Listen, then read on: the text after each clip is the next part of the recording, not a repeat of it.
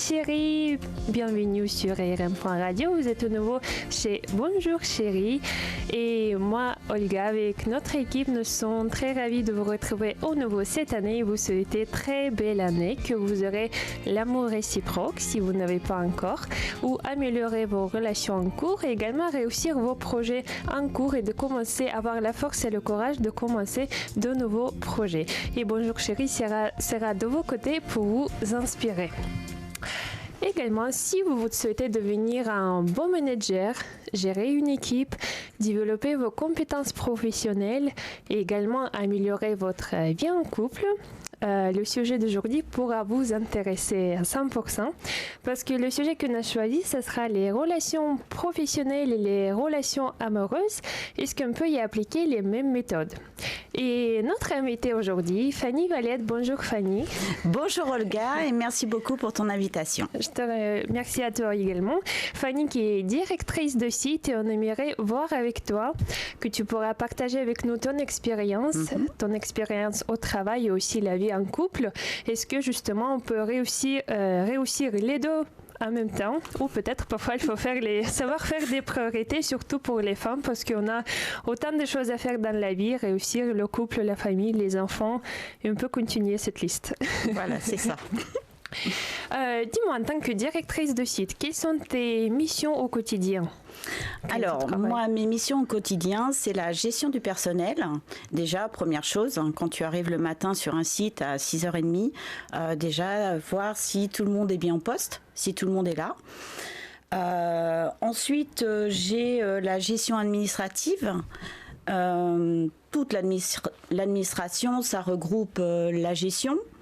Ça regroupe les entrées et sorties du personnel, ça regroupe les fiches de paye aussi à faire tous les mois. Vraiment, c'est tout dans son ensemble. Donc, il y a énormément d'administratifs. J'ai aussi, je suis garante des règles d'hygiène sur site. C'est une partie qui est très très importante. Nous sommes régulièrement contrôlés, soit par un cabinet d'audit externe qui est mandaté par notre client. En interne aussi, nous avons une équipe QSE qui vient nous contrôler sur site, voir si on respecte bien toutes ces règles qui sont à appliquer. En restauration collective, on est soumis à énormément de règles d'hygiène, donc ça prend énormément de temps aux équipes, au chef, à la directrice, à l'adjointe aussi. Voilà. Et puis une autre chose qui est très importante, on est garant du contrat passé avec notre client. Donc voilà. Donc un respect du contrat, c'est très important parce que évidemment on a des budgets à respecter. On a signé un contrat, il faut qu'on l'applique. Alors il faut vraiment checker tous les jours avant le service, voir si tout est bien appliqué. Donc là, on est aussi de plus en plus sollicité pour le bio, les produits locaux, travailler avec des gens de proximité. Donc, voilà, tout ça, c'est vraiment un travail d'équipe qui est à faire aussi avec le chef. Le chef de cuisine a un rôle très très important. Si on s'entend pas bien avec son chef, c'est un peu embêtant. Donc vraiment, on a vraiment un partenariat tous les deux, en tout cas, où on doit checker tous les menus, etc., voir quel produit on va mettre ce jour-là. Mon adjointe, elle, a un rôle plutôt de communication sur tout ce qui est écran, que le client voit bien. Aujourd'hui, on propose tel plat, c'est des produits bio. Voilà. Alors donc, ça regroupe tout ça. Donc, les journées sont bien occupées. J'ai des réunions, bien évidemment. Enfin, voilà. Des journées très occupées. Dans tout ce que tu dis, tu as beaucoup de responsabilités. Oui. Alors après, à moi de savoir déléguer aussi. Voilà. Alors, chose que j'ai appris, je ne déléguais rien avant. J'avais beaucoup de mal. Parce qu'on a peur de faire la confiance à l'autre personne.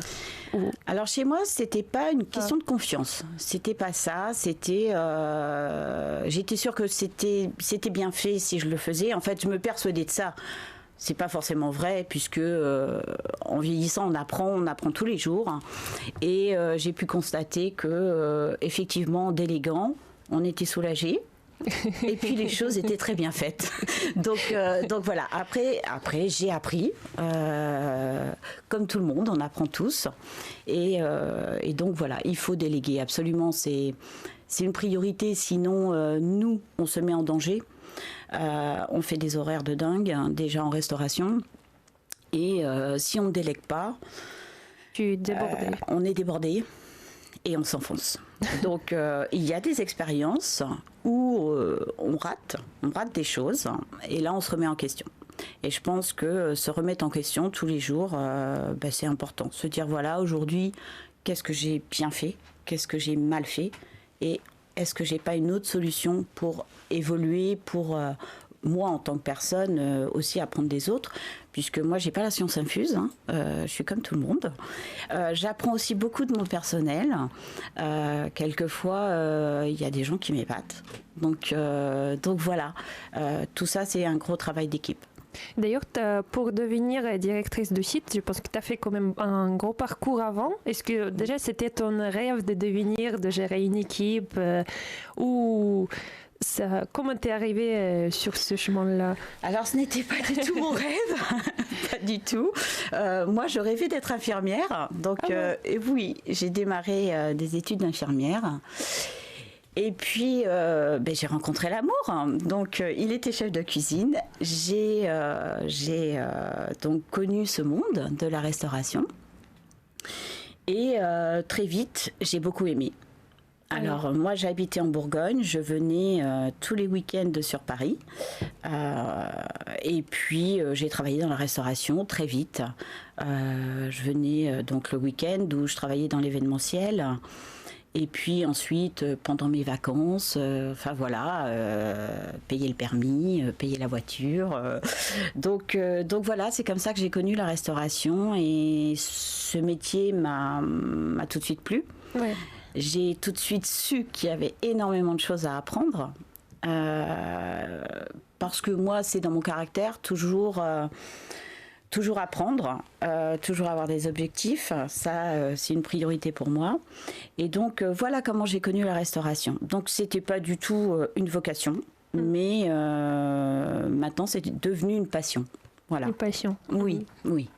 Et donc t'as pas fait par exemple la formation pour être manager, directrice, t'as tout appris par l'expérience? Oui. Alors, j'ai beaucoup appris sur le terrain, parce que moi, gérer une équipe, je ne savais pas. La comptabilité, je ne savais pas. La gestion, je ne savais pas. Le rapport avec les clients, comment être. Je ne savais pas non plus. En fait, je ne connaissais rien. Donc, j'ai beaucoup appris. Pendant 18 ans, je suis passée à tous les postes. Je suis passée au bureau, au commercial, aux achats. Je suis passée aux entrées où j'ai appris à faire des entrées, à faire des menus. Enfin voilà, tout ce métier qui est la restauration.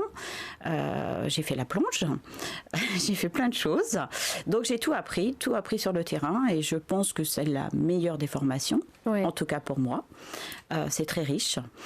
Et puis au bout de 18 ans, effectivement, je me suis posé beaucoup de questions en me disant, voilà, est-ce que tu vas continuer en restauration collective ou est-ce que tu vas pas aller du côté de l'hôtellerie, car c'est un domaine qui m'aurait beaucoup plu. Oui. Donc j'ai effectivement j'ai fait 8 mois d'école et j'ai passé un diplôme manager hôtel-restaurant. Je me suis très vite aperçue que dans ce monde-là, c'était un petit peu particulier. On n'y rentre pas comme ça, ou alors on va travailler dans des petits hôtels. Moi, j'aurais aimé apprendre vraiment dans des hôtels de luxe.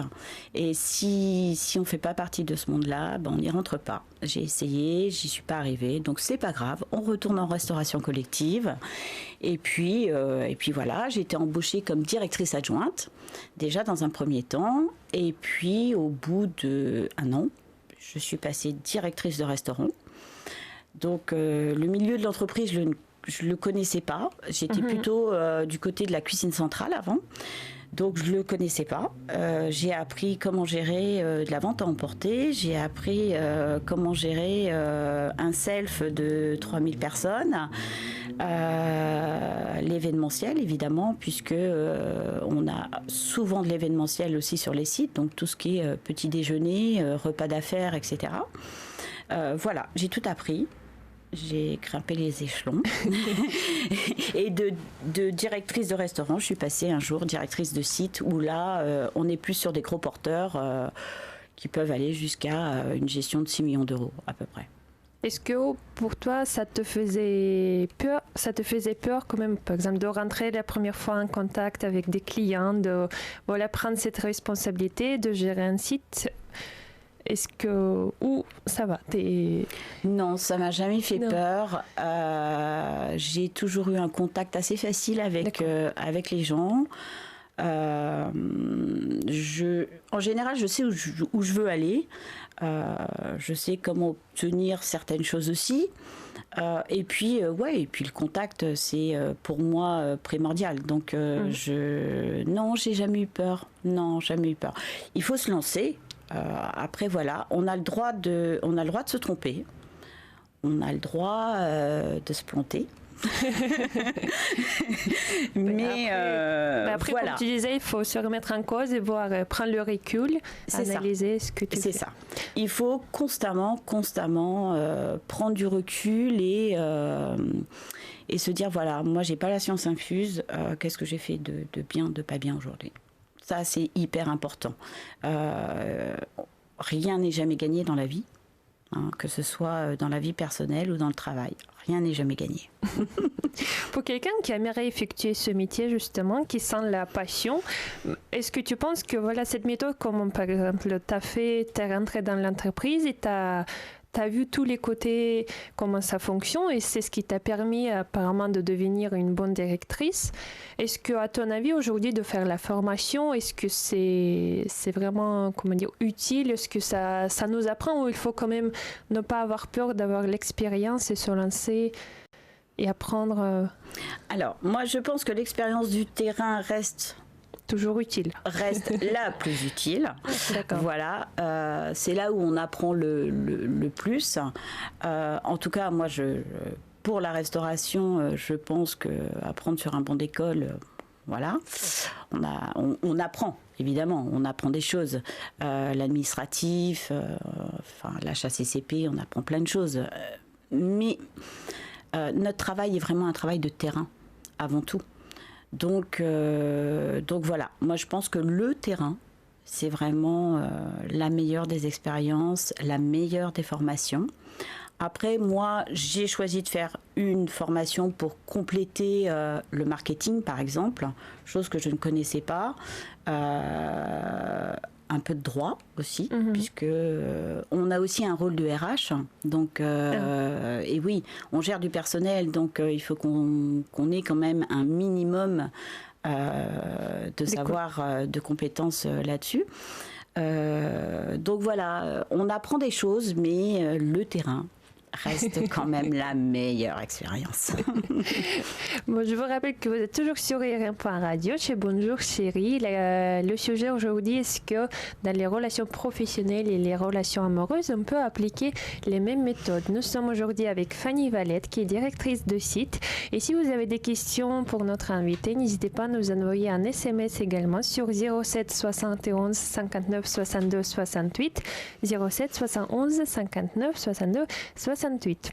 Tu disais tout à l'heure que là, tu gères une équipe, tu es constamment en contact humain. Est-ce que toi, tu utilises par exemple, je sais pas, la séduction, la PNL, les connaissances en psychologie qui t'aident justement de gérer les conflits, par exemple, de réagir face à la critique, de gérer les conflits entre les collègues?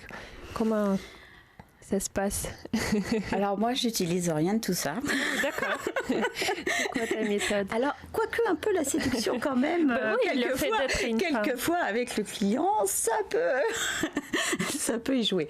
Non, mais en fait, avec le personnel, moi, ça a toujours été le management des équipes, ça a toujours été en moi. Moi, c'est comme ça que je l'explique en tout cas. C'est peut-être ton talent aussi. Oui, j'aime ça. Donc j'arrive à régler les problèmes. Et puis aussi, il faut être respecté en tant que femme. Quand on est directrice de site, quand on arrive sur un site et qu'on a 40 personnes à gérer, de toute nationalité, c'est toujours très compliqué. Alors c'est vrai, quand tu es une femme, tu es toujours... Est-ce que c'est plus difficile pour une femme à ton avis? Oui. Oui. Dans un monde d'hommes... Parce qu'ils pensent que tu vas, montrer la faiblesse, qu'ils peuvent te... Ou... Parce que quand on te voit arriver, t'es pas crédible à leurs yeux. Voilà. Donc il faut que tu leur fasses voir que toi tu connais le métier. Que tu sais faire la plonge, que tu sais faire la pluche des légumes, que tu sais faire des entrées. Voilà. Il faut vraiment que tu leur prouves que tu connais ton métier. Et ça, j'ai envie de dire, à chaque fois que tu arrives sur un site, eh bien, hop, on recommence. Et hop, il faut prouver que tu es capable de le faire et que tu connais les choses. Et c'est le côté un petit peu pénible, on va dire, puisque à chaque fois... voilà. Que tu dois tout apprendre avant de gérer. Alors, avant de gérer, effectivement, il faut vraiment faire une immersion au sein de l'équipe et puis travailler avec eux. Voilà. Dire, mais pourquoi tu travailles comme ça, pourquoi tu fais pas comme ça, et à ton avis, si tu fais comme ça, tu gagnerais pas du temps. Alors, toi, tu peux leur apporter des conseils, mais eux, en retour, ils t'apprennent aussi, ils t'apprennent beaucoup, parce que... leur métier, tu ne le pratiques pas tous les jours. Même si tu le vois, toi, tu ne fais pas tous les jours. Donc, c'est toujours très intéressant et c'est très important de le faire. Une immersion en équipe, c'est toujours très important. Quand on arrive sur site, les gens ne nous connaissent pas. Ils peuvent nous juger au premier regard sans nous connaître. Et le fait de travailler avec eux, ça installe une certaine complicité aussi. Et toi, par la suite, ça va te servir tout ça. Et oui, parce que toi, tu vas fixer des objectifs et à toi de les amener dans ta bulle et à toi de les emmener vers ces objectifs. Donc tout ça, voilà, c'est un travail de départ. Tu peux pas gérer autant de monde comme ça. C'est pas possible. Et il faut toujours beaucoup s'impliquer avec eux, toujours. Donc pour installer le bon climat dans une équipe, il faut montrer sa crédibilité. Tout à fait. Et également respecter aussi leur travail, ce qu'ils font, de les montrer qu'ils sont les professionnels qui sont capables et ça va t'apporter... Exactement. Et toi, en retour, tu auras du respect. Ils vont te respecter. Alors, ils vont te respecter en tant que femme. Quand tu donneras un ordre, ils vont t'écouter. Bien souvent, ils le font et ça se passe très bien. Après, si ça se passe moins bien, voilà, c'est autre chose, mais c'est quand même relativement rare si tu installes un très bon climat. Voilà, tout ça, c'est vraiment un travail de fond et ça ne se fait pas en 8 jours. Il faut du temps, il faut énormément de temps. Donc, beaucoup d'implications. Est-ce que tu te fixes les objectifs tous les jours? Je sais pas, est-ce que tu fais un planning? Parce qu'on dit souvent il faut fixer les objectifs par écrit, ça va bien ce que tu veux, ou tu aussi suivis ton cœur et tu fais les choses par l'inspiration peut-être? Alors, dans mes missions, j'ai quand même des priorités, évidemment, tous les matins. J'ai des priorités, je note mes priorités.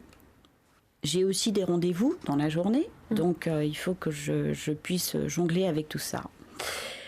Donc le soir, quand je pars, je suis très contente. Un beau planning, je suis ravie. Et puis le matin, quand j'arrive, alors pas tous les matins, mais il suffit sur une équipe de 3 personnes d'absentes, de malades, pour tout chambouler.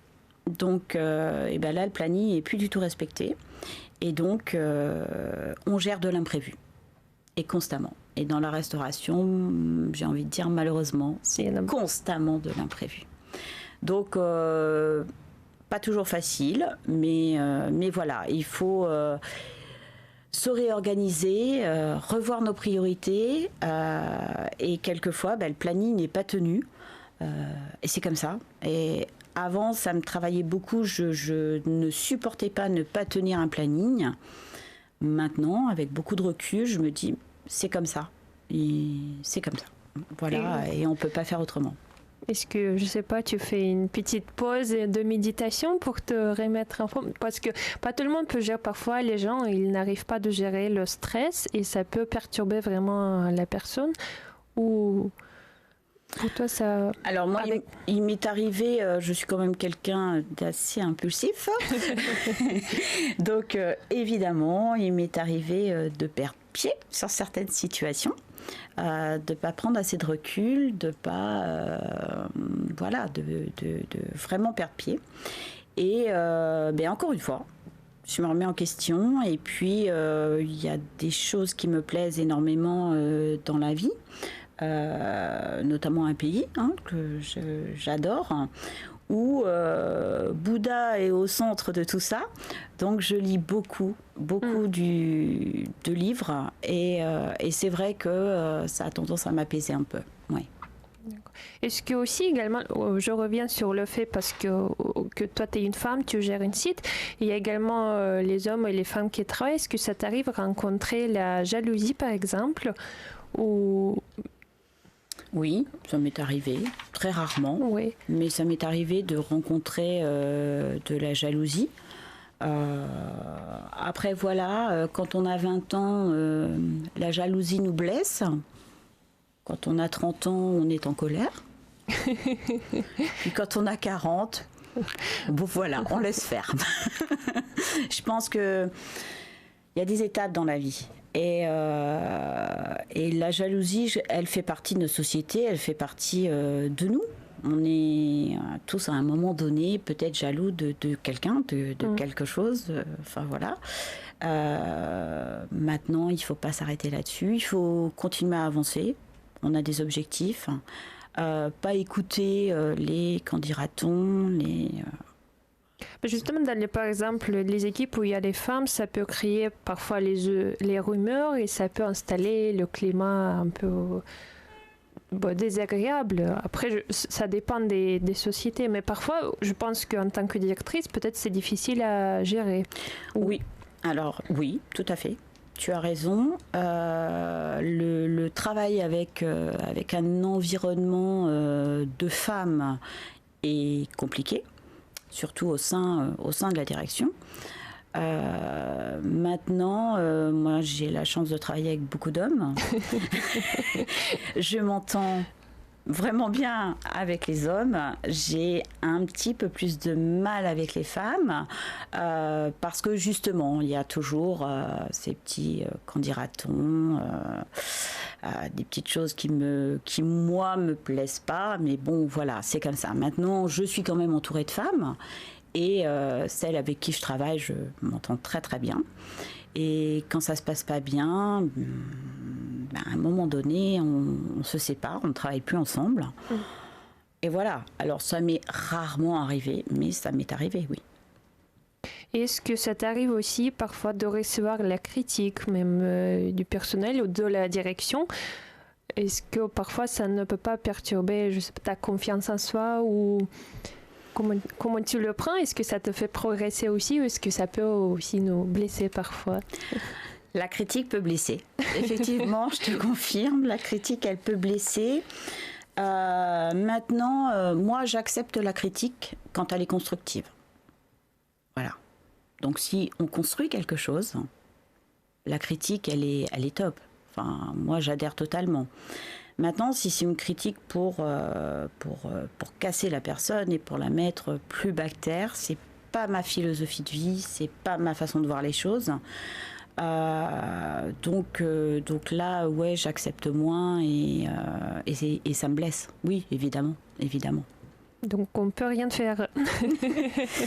Non, on peut pas faire grand-chose. La critique existe, elle existera toujours. On te juge quelquefois sur ton apparence, sur qui tu es. On te connaît pas, mais on te juge quand même. On te critique. Voilà, c'est comme ça. Il y a des gens qui sont obligés de critiquer pour exister. Voilà, moi c'est ce que je dis bien souvent. Ils n'existent pas, c'est des gens qui n'existent pas, donc pour exister et se faire voir aux yeux des autres, ils sont toujours obligés de rabaisser l'autre, de critiquer l'autre, etc. Voilà, en vieillissant, ça nous passe un peu au-dessus de la tête, mais c'est vrai que quelquefois ça peut être très blessant.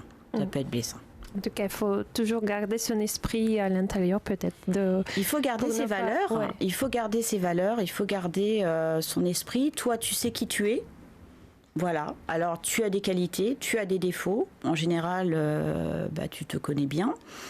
Maintenant, tu as des objectifs dans la vie. Donc, tu avances petit à petit. Tu avances.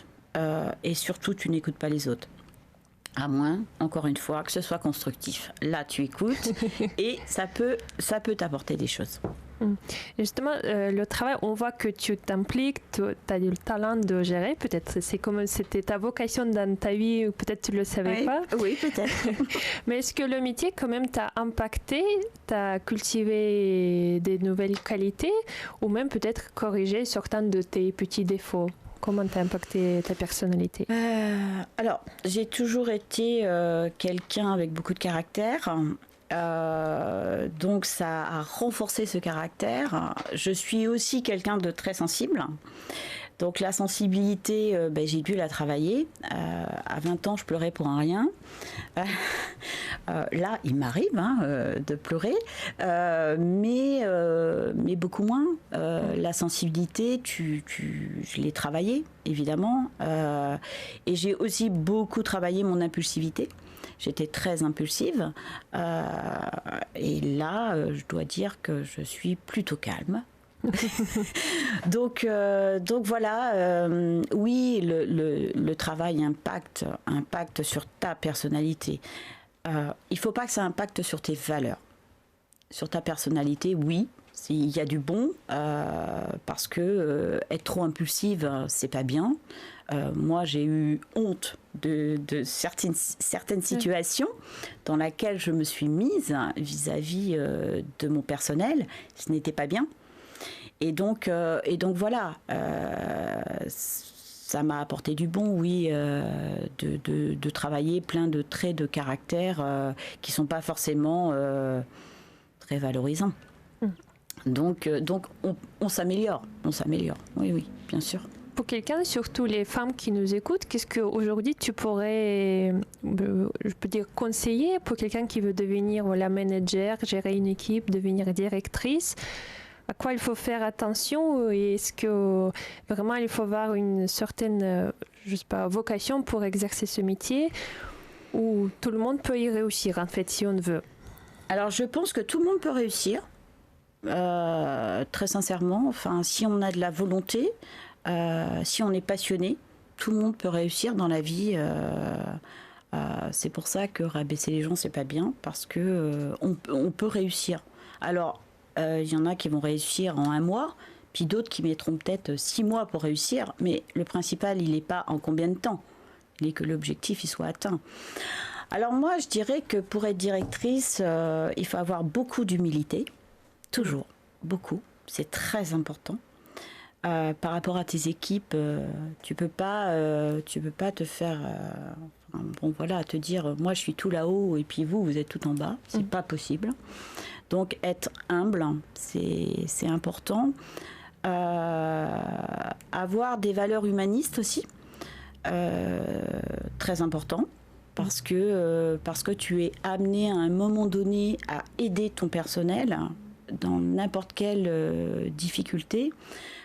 Il faut bien se dire qu'il y a des gens au sein des équipes qui n'ont pas du tout de famille en France, qui vivent dans des foyers, qui ne savent pas forcément lire et écrire. Donc, leur seul référent, de toute la journée, on passe 80% de notre temps au travail, leur seule référence, ça va être moi. Donc, il faut ce côté humain aussi, où à un moment donné, ils ont peut-être besoin de nous, et là, on se doit de les aider.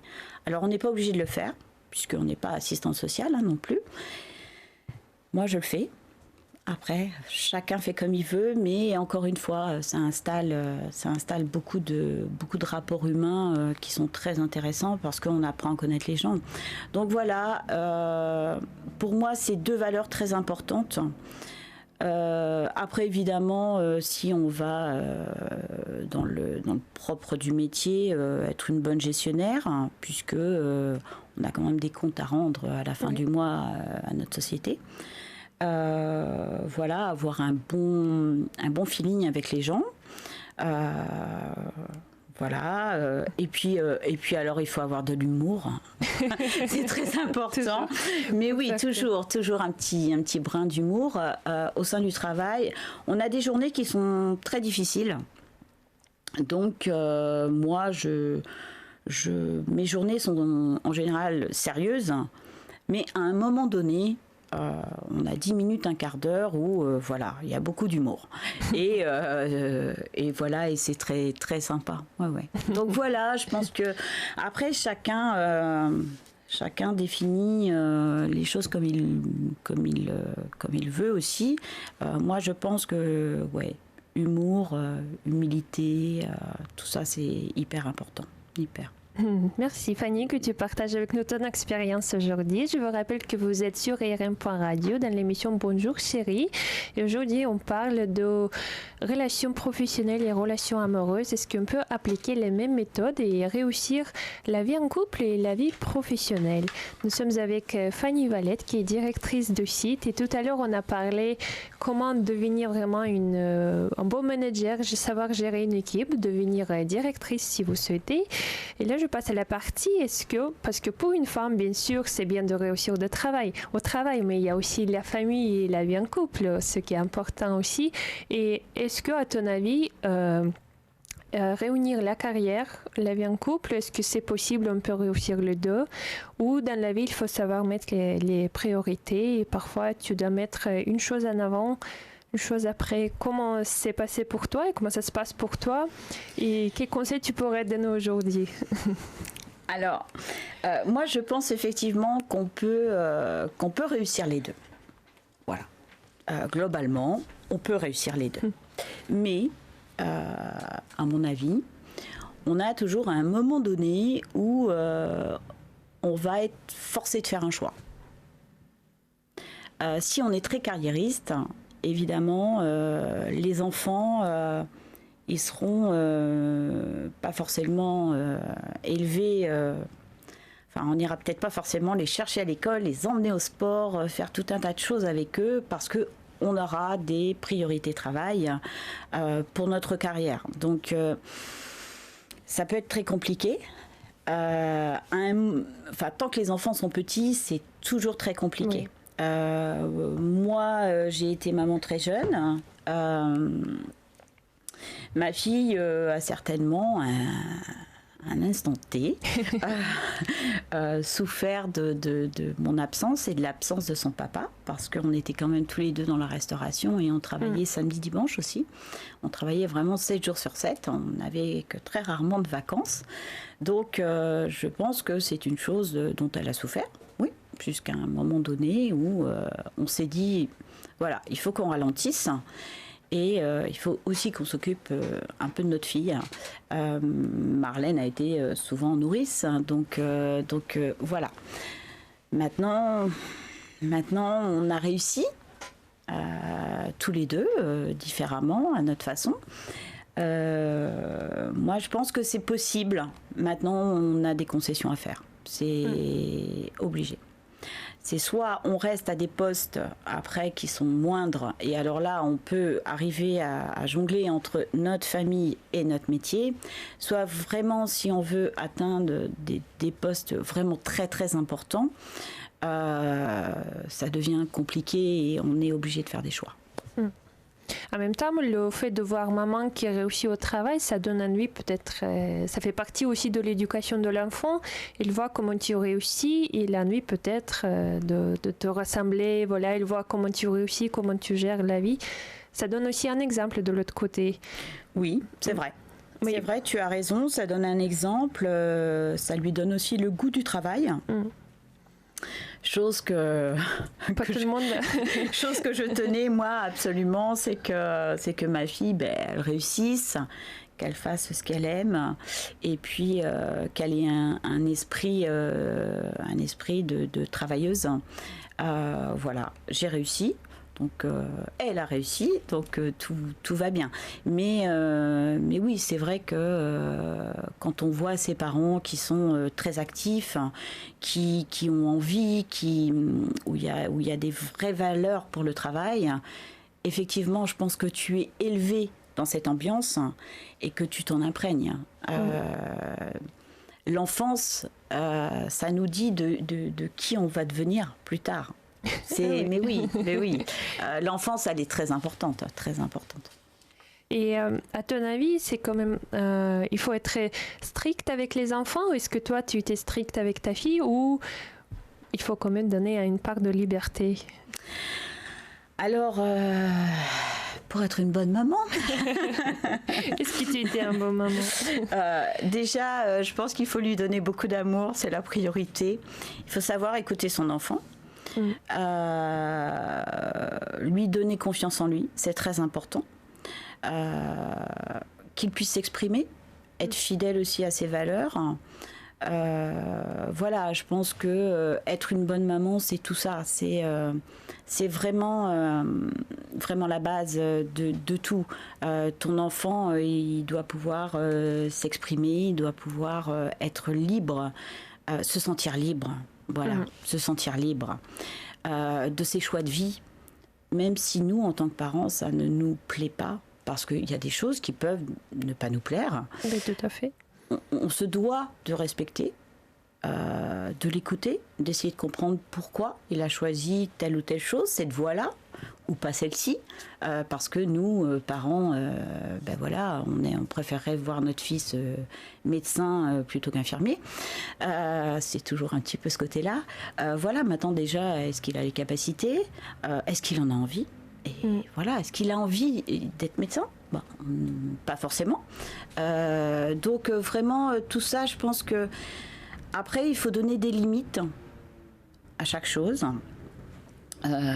Et puis, moi, j'ai été une maman stricte à l'école, pour l'école, oui. Oui, j'ai été une maman stricte pour l'école. Je voulais que ma fille, elle y arrive. Donc, je suivais toujours beaucoup les devoirs. Même si je travaillais beaucoup, c'était une priorité, les devoirs, les notes à l'école. Oui, j'ai été une maman stricte du côté un petit peu à l'école. Ouais. Mais bon, ça va. Après, j'étais pas un tyran non plus. Hein. Mais voilà, je pense que c'est important de suivre aussi la scolarité de son enfant. Enfin, c'est notre rôle en tant que parent. On a un rôle aussi. Donc voilà, la scolarité, c'est très important. Avec les capacités de ton enfant. Oui. Moi, si elle avait voulu être dans la restauration, elle aurait été dans la restauration. Si elle avait voulu, je ne sais pas, parcourir le monde. Voilà, j'ai toujours beaucoup respecté ses choix. Après, chacun voit midi à sa porte. Oui.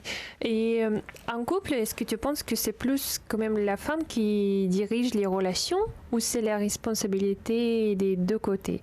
Avant l'émission, j'ai fait une petite sondage entre les personnes que je connais, et la plupart des gens m'ont répondu que c'est quand même la responsabilité des deux partenaires.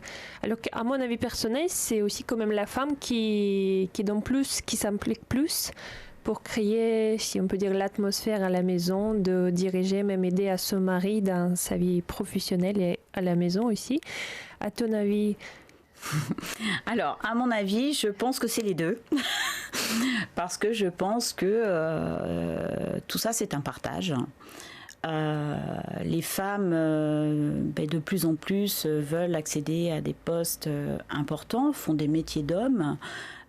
aussi, voilà, conduisent des avions, sont des militaires de carrière, enfin je ne sais pas, enfin toutes sortes de métiers qui étaient un peu réservés aux hommes et où on voit apparaître énormément de femmes maintenant. Donc je pense que de plus en plus c'est un partage. De plus en plus les papas s'impliquent, les papas prennent des congés parentaux. C'est quand même incroyable. Voilà, ils changent des couches, ils vont faire les courses, ils font la cuisine. Enfin voilà, donc je pense que vraiment c'est les deux. Et que la société a fait qu'on a été forcé. Une femme ne peut pas tout faire toute seule. C'est pas possible. Ça, c'était bien il y a très longtemps, quand les femmes ne travaillaient pas et qu'elles restaient à la maison. Alors là, oui, effectivement, la femme était davantage impliquée. Là, je pense que c'est un réel partage des tâches, un équilibre à trouver. Enfin, ça, c'est mon avis. Voilà. Et si, par exemple, pour une femme, par exemple, comme toi, qui occupe un poste important, directrice, quand tu arrives à la maison, il faut quand même savoir, tu veux dire, ne pas être toujours directrice, mais donner à ton homme de sentir que c'est lui, si on peut dire patron à la maison, c'est lui important, et aussi, comment dire, d'être plus douce, si on peut dire souple, pour ne pas... Tu vois ce que je veux dire? Oh oui, je vois bien. Pour qu'il sente qu'il est quand même un homme, il est en tête de la famille. Oh oui. Est-ce que ça ne pose pas parfois les difficultés quand on occupe justement le poste de en gestion? Si, ça pose des difficultés parce que, enfin, dans mon cas en tout cas, ça peut poser des difficultés si tous les deux on a de forts tempéraments. Si tous les deux on travaille dans la restauration, si voilà, forcément il y a un rapport de force qui s'installe. Alors on ne s'en rend pas tout de suite compte, hein, mais on rentre à la maison et on est toujours dans le travail quelque part. Et on fait le même métier, donc on va parler travail. Et là on va pas être d'accord. Et voilà. Donc ça peut être compliqué. Ça peut être très compliqué. Maintenant, je pense aussi que c'est une question de caractère. Voilà. Il faut même si on a beaucoup de caractère, en tant que femme, quelquefois, savoir rester un petit peu en recul et laisser place à l'homme. Ouais. J'avoue que j'ai beaucoup de mal à faire ça. Je l'avoue, je le dis, et je suis comme ça. Tu l'as réussi quand même de laisser la partie un homme d'être en tête à la maison, ou vous restez plutôt, parce que je voudrais aussi te poser la question sur l'égalité hommes et femmes, parce que tu parlais tout à l'heure qu'un homme à la maison, il peut faire voilà, la cuisine, aider même changer les couches aux enfants. Est-ce que c'est ça une vraie égalité entre un homme et une femme, ou quand même il y a aussi les questions de mission dans la vie, parce que c'est quand même un homme qui est en tête de la famille et une femme qui un peu le rôle traditionnel, si on peut dire, et que chacun apporte ce qu'il peut apporter, et que l'égalité, c'est peut-être plus de faire le choix, voilà, qui va plus aller travailler ou qui va plus peut-être s'occuper de la maison. Ou pour toi, qu'est-ce que tu penses par rapport à cette question? Ben moi, je pense l'égalité, c'est vraiment recevoir un traitement égal. Voilà, moi, c'est comme ça que je le vois. C'est pas plus un que l'autre. Pour moi, c'est vraiment une égalité. Si c'est... Voilà, moi c'est comme ça que je le ressens. Je trouve alors on a encore beaucoup de mal de nos jours au travail. Une femme est, je crois, payée 25% moins cher qu'un homme à poste égal. Il me semble que c'est un peu les chiffres. Hein. Je ne suis pas sûre.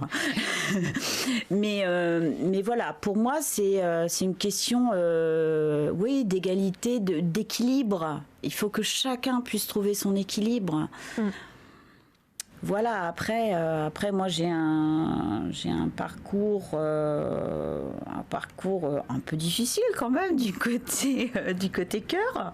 Voilà, parce que justement je pense que ma personnalité a fait que j'ai peut-être pris un peu trop de place justement au sein du couple. Je voulais tout gérer, je voulais comme au travail. Mais ça peut aider aussi un homme quand une femme gère les choses. Une femme aussi, un bon manager à la maison, si on peut dire. Ça peut aider, oui, mais ça peut aussi étouffer. Ça dépend de la personne que tu as en face de toi. Ça dépend du caractère que tu as en face de toi. Donc oui, effectivement, il y a des hommes que ça va aider. Il y a des hommes que ça va étouffer. Et c'est pas bon. Enfin, ça c'est ce que je pense. Donc voilà, c'est une question, c'est vraiment une question d'équilibre. Et cet équilibre, il se trouve pas comme ça en 3 mois. Je pense que c'est sur la longue, déjà apprendre à se connaître. Chacun avec ses défauts, ses qualités, et toi qu'est-ce que tu peux faire, et moi alors ok je le fais pas mais c'est toi qui le feras. Enfin voilà, c'est vraiment un équilibre tout ça. Donc après oui, ça dépend, chaque couple, chacun a ce modèle de couple. Exactement. Quelqu'un veut 55 ans, vraiment l'égalité totale. Exactement. Des tâches, exactement. Et puis il y a des couples où c'est pas comme ça que ça se passe, ça va être tout l'inverse. La femme, c'est l'homme qui va tout gérer de A à Z, qui va être le vrai manager à la maison, ou alors ça va être la femme qui va être la vraie manageuse, où l'homme aura très peu de place. Donc voilà, après c'est vraiment une question de couple et de trouver son équilibre.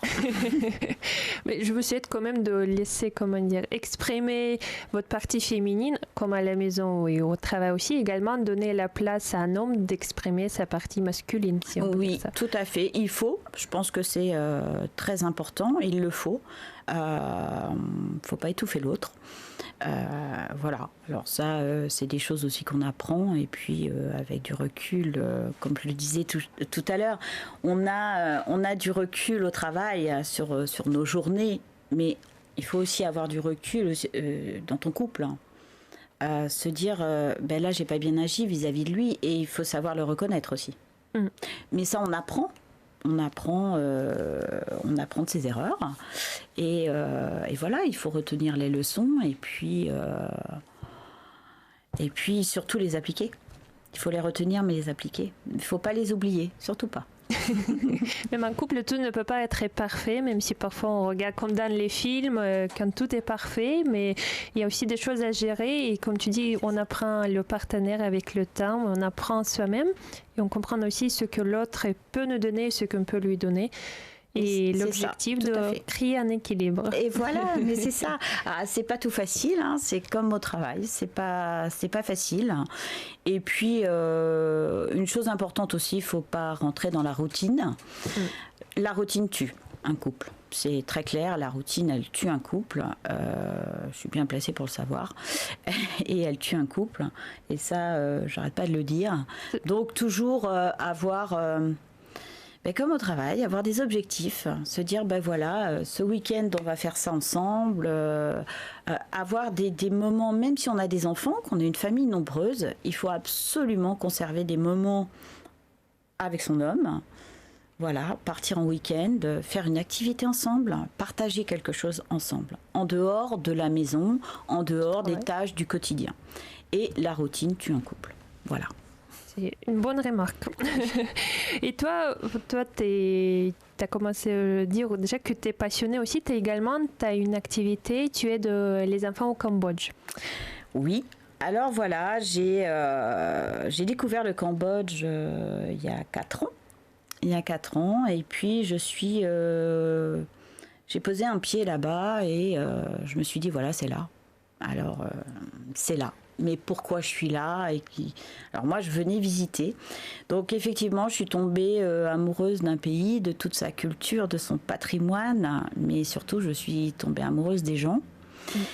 Et puis, voilà, j'étais en sac à dos, donc je ne voyage qu'en sac à dos au Cambodge. Oui. Donc j'ai tout un parcours, je vais à la rencontre de gens, donc la barrière de la langue est un peu compliquée, mais on arrive à se comprendre, et donc je suis arrivée un jour dans le sud du Cambodge, dans une ville qui s'appelle Kep, et là j'ai rencontré J'ai rencontré des enfants qui sont orphelins. Alors il y a énormément d'associations quand même. Kep est une ancienne colonie française, donc beaucoup parlent le français. Donc c'est en bord de mer, c'est magnifique. C'est un petit village de pêcheurs, c'est superbe. Et donc voilà, et j'ai commencé, moi j'aime beaucoup les enfants, et j'ai commencé, à récolter des dons pour ces enfants. J'ai dit voilà, qu'est-ce que je peux faire à mon niveau, ma toute petite échelle. Donc je suis retournée au Cambodge 1 fois, 2 fois, 3 fois. Et puis j'ai rencontré des gens formidables, une directrice d'une association qui est franco-cambodgienne, et je récolte des dons. Donc en France, je fais appel à tout le monde, alors via les réseaux sociaux, via mes connaissances, le monde du travail, etc. Je récolte des vêtements pour les enfants, des brosses à dents, du gel douche, des savons, enfin tout ce dont ils ont besoin et qu'ils n'ont pas au quotidien, où c'est complètement difficile pour eux, par manque de moyens. Donc voilà, je fais tout ça, et puis j'aimerais par la suite y faire mon association. Donc c'est pas pour maintenant, avec le Covid c'est un peu compliqué, mais c'est vrai que dans les années à venir, j'aimerais vraiment monter une structure. Alors j'aimerais, moi, faire une cantine solidaire, donc offrir à manger aux enfants tous les jours, pour qu'ils puissent aller à l'école avec le ventre bien rempli, parce que faut savoir que c'est pas toujours le cas. Les enfants vont à l'école, donc ils ne mangent pas, il y a un manque de concentration, évidemment, ils s'endorment, enfin bon, ça devient très compliqué. Donc j'aimerais, en rapport avec la restauration toujours,